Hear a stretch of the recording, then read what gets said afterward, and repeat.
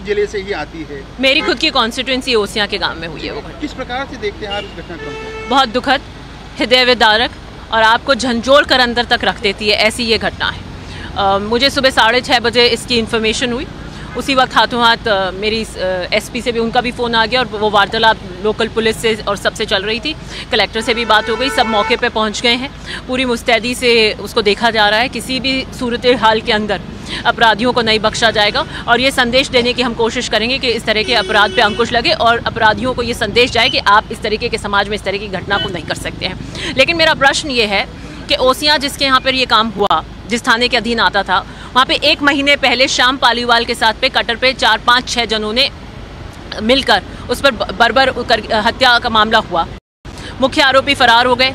उस थाने के एसएचओ को आईजी हटा देते हैं किसी और रूटीन के मामले के अंदर, और जोधपुर जिले में एक एसएचओ हटता है, मुझे कोई इन्फॉर्मेशन नहीं दी जाती है। किसी एक अपने व्यक्ति को प्लीज़ करने के लिए वो एसएचओ लगा देते हैं और सूरत हाल ये है कि आज आपका दूसरा मर्डर प्रकरण हो गया।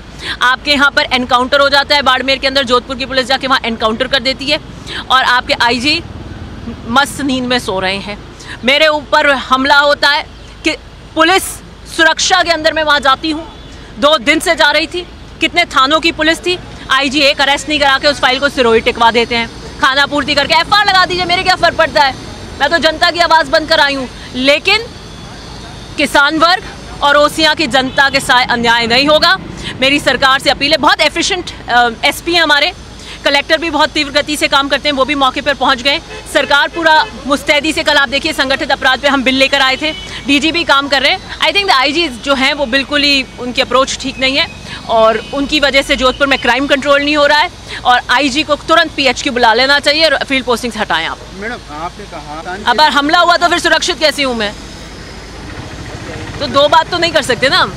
अगर हमला हुआ तो सुरक्षित नहीं हूँ और मेरे पे जिसने हमला किया वो खुलेआम घूम रहे हैं, मेरे घर के आगे से निकलते हैं रोज़। अच्छा, हमला हुआ, 6 थानों की रिपोर्ट आई, आपने मांगा क्या सुरक्षा का भाव है तो आपने मुझे सिक्योरिटी दी। किन व्यक्तियों से दी? जिन पे हमला हुआ ना, और चुनावी वर्ष देखते हुए आपने कहा ये और भी ज़्यादा हो सकता है, लेकिन आप उनको अरेस्ट करने के लिए तैयार नहीं, सेक्शन लगाने के लिए आप तैयार नहीं। सिरोही भेज दी, आप एफआईआर लगा दीजिए। दिव्या जी, आप तेज तरार और उनकी बेबाकी से बोलती है। राजस्थान में जिस प्रकार से एक बड़ा मुद्दा बीजेपी हो या दूसरा दल हो, वो बिगड़ती कानून व्यवस्था बना रहे। पिछले कुछ दिनों की यदि इंसिडेंट देखें, कई बड़ी घटनाएं हुई है, हत्या की, बलात्कार की, महिलाएं सुरक्षित नहीं है। क्या लगता है आपको कि क्योंकि गृह जिला मुख्यमंत्री जी का ये देखिए 2 साल पहले एनसीआरबी के आंकड़े आए, उस वक्त व्यवस्थाएं जो थी निश्चित रूप से वो ऐसी थी कि आप देखेंगे तो हम कितने पायदान के ऊपर नंबर 1 आ रहे थे कितने प्रकार के क्राइम के ऊपर। एनसीआरबी की रिपोर्ट भी थी। एक पहलू उसका बिल्कुल सही है कि 0 एफआईआर और हम तुरंत एफआईआर दर्ज कर रहे हैं, उसमें झिझक नहीं है, इसलिए आपके आंकड़े दिख रहे हैं। लेकिन वो सिर्फ एक कारण नहीं हो सकता, निश्चित रूप से अपराध भी बढ़ा है। लेकिन नए डीजीपी आए हैं जब से और आपके क्राइम एडीजी जब से आपके नए बदले गए हैं, तब से इन्होंने पूरे पैन राजस्थान के अंदर बदमाशों को पकड़ने की मुहिम चलाई और अपराध के प्रति इनका बहुत सख्त और कड़ा रवैया रहा है और हम अपराध को कंट्रोल करने के अंदर बहुत हद तक कामयाब भी हुए हैं। और ये सुरक्षा का माहौल भी गाँवों में आया क्योंकि हर दिन और रात पुलिस की गश्त होती थी अपराधियों को पकड़ने के लिए। किसी पे 2000 का इनाम, जितने भी बदमाश थे उनकी एक लिस्ट की सूची चस्पा होकर और रात और दिन गश्त होती थी। और वो कहीं बीकानेर में उसके रिश्तेदार हैं तो वो भी ट्रैक हो रहे हैं। किसी भी तरीके से बदमाशों को नहीं रहना दिया जाए और कोई भी क्राइम की सूचना हो तो वो। अब अगर ऐसी कोई घटना हुई है और वो होती है तो हर चीज़ तो सरकार और वो मॉनिटर नहीं कर पाते, निश्चित रूप से वो अंकुश करने की कोशिश कर रहे हैं। जो जोधपुर की घटनाएं 2-3 लगातार हुई हैं, मैं मानती हूँ कि it is a responsibility of the IG Jodhpur और वो इसमें पूर्ण तरीके से विफल हुए हैं। मुझे जवाब दें कि एक सिंगल ऑर्डर से ओसियां का थानेदार क्यों हटाया जब वो श्याम पालीवाल के मुख्य आरोपियों को पकड़ने वाले थे? क्यों हटाया आपने? क्या कर रहे हैं आप? एनकाउंटर हो जाता है, आपकी पुलिस जाके एनकाउंटर कर देती है।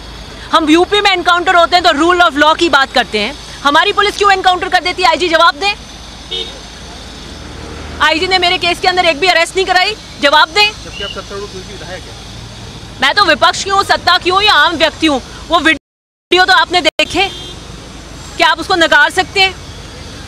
अच्छा, मैं पुलिस सुरक्षा में गई थी, मैं पुलिस सुरक्षा में जाके जब 5 थानों को ये पता था कि मेरे पे हमला होगा, फिर भी हमला हो जाता है।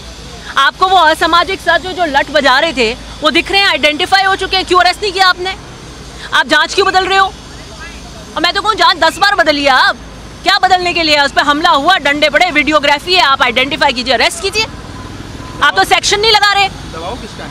मुझे नहीं पता किसका दबाव, आईजी खुद ही इनएफिशिएंट है, किसका दबाव है? ऐसी चीज़ों में कौन दबाव देता है? मुझे एक बात बताइए, एक महिला विधायक के ऊपर अटैक हुआ, वीडियो को देखिए, अरेस्ट कीजिए, इसमें क्या दबाव आ सकता है किसी का?